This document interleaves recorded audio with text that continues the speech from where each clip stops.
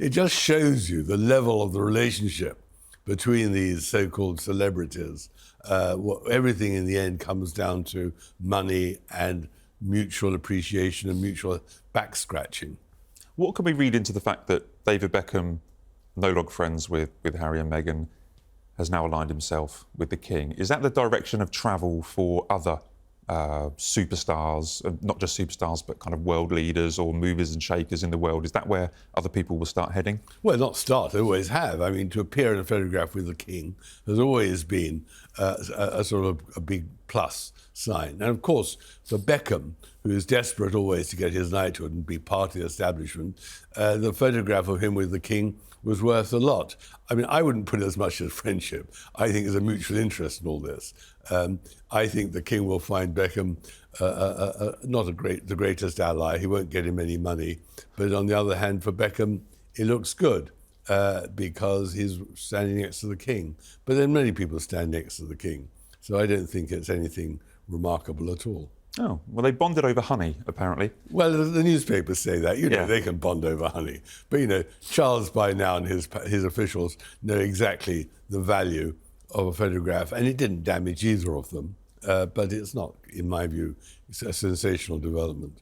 But there is a kind of movement, this is what I'm getting at, of people either being snubbed by the Sussexes or moving away from the Sussexes. Oh, absolutely. There's no doubt at all that the Sussexes have alienated huge numbers of people, not only in Britain, especially in Britain, but also now in California. I mean, the whole point is that they suck. They suck from people. They want to be aligned with famous people to improve their own status. And they're finding more and more people moving away from them.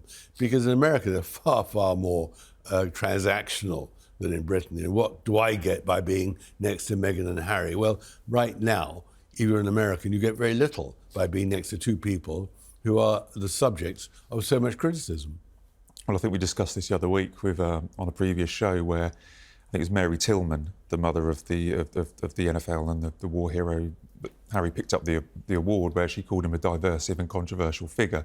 And I feel that phrase, along with effing grifters, are things that are currently associated to Harry and Meghan that are going to stick around. They are divisive figures. You know, they are controversial figures, and that's a problem that they will need to solve. Well, I don't think they can solve it. I mean, in the momentum is either up or down. If they disappear entirely from view, they lose credibility, lose value, lose worth. And if they're in public view, like the Tillman Award or other awards that she has received, or their ridiculous trip to New York when they were claimed to be chased by the paparazzi, they can only lose. And the trouble with the Sussex is they are losers now. They are people who don't have credibility. They are people in the end who suffer from being worthless. What do they contribute to society? That is their problem. And they're constantly seeking a role. But in my view, they're going to find it very, very difficult till I write the second volume called Downfall. Well, on that note, we should stop speaking about the Sussexes. But I just want to wish Thomas Markle, obviously, we wish him a happy birthday and wish him the best of health. Exactly. 80 years old, it's quite remarkable. Going through a similar health scare, or going through a health scare just like the King of England is. So we wish them, and the Princess of Wales, we always wish them the best of health. Right, to finish off, we have our quick-fire questions. Yeah. OK, are you ready? Yes, indeed. OK, first one. If you could sit down and interview Harry and Meghan, what would be your first question? Why were you so treacherous? Do you think they'd answer? Well, I demand an answer.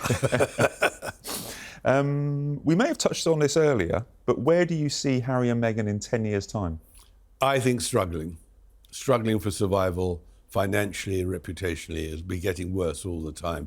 In 10 years' time, I think they'll be hitting a nadir. Will we be still talking about them? We will, because they will always push themselves into the public view, into the media, because that'll be their only oxygen of survival. Okay. Who do you believe has been the most damaging figure to the royal family's reputation? Well, it's got to be Meghan and Harry, nobody else. Okay. And Prince Andrew. Well, how do you assess Prince Andrew's current position within the royal family? Dire. I mean, a real problem, and he should be invisible. And I think I blame the King for not having been far, far more authoritarian, ordering Prince Andrew to stay out of public view. I mean, when he appeared for that memorial service right in the front row, that was a catastrophic mistake. Well, again, they're family members, they're brothers, they have relationships, you know, that we don't maybe understand. But in the end, the problem with Charles is that he doesn't have the very best staff around him who are absolutely determined to say sometimes no. Because Charles, as I showed in my book, always fires people who say no. He wants people who are yes men around him. And his staff should have said to Andrew, back of the queue. You're not going to stand in the front.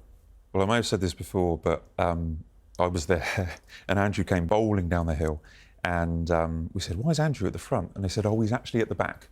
Because the royal protocol is that the senior royals appear at the back. But it doesn't take a genius to, you know, it's a terrible look. Well, he pushed himself to the front with a wife, ex-wife, who equally rather pushy. Which royal family member do you think is the most misunderstood by the public? Well, most misunderstood is probably Princess Anne in the sense that she is a rock. And I think people appreciate her a lot. But I think she deserves greater understanding. Okay, we may have touched on this, but do you think Harry will ever be back? No, I don't. I think Harry has made himself, for the king, an outcast, and I'm certain that William, his brother, will never forgive him. And which member of the royal family do you think handles public scrutiny the best? Well, Anne. I think she's done brilliantly. I mean, she had a controversial life often, but she has handled it by her hard work and her solid behaviour and an unbelievable generosity and all the rest. So I think Anne is sort of a beacon of greatness for the royal family. I've got one more that's not on my list that I just want to throw your way. Which member of the royal family who you haven't written an in-depth biography or book about would you want to? Well, my problem with that is I only write about living people, but if it was a dead person, it would be Prince Philip, because I do think that the truth about Philip has eluded most biographers, because they've all been far too syrupy, and there's a truth about Philip. But I suppose if there's one more to write, it would be about King Charles. In 3 or 4 years' time, his reign, I mean, so far glowing and all the rest of it, but what has actually happened over the last years since he was crowned in the first 4 years will be fascinating, because he, in the end, has had to cope with huge problems, not least the changing of the prime ministers and governments and the mood of Britain. And I'll be interested to see how he manages that. Okay, well, I look forward to reading both of those, okay? So tell me when you do. Thank you so much for coming on. Fantastic stories, great opinions, and I've really enjoyed having you. Thank you. Thanks very much. So thanks for watching. If you've enjoyed the show, don't forget to subscribe to our channel for more updates.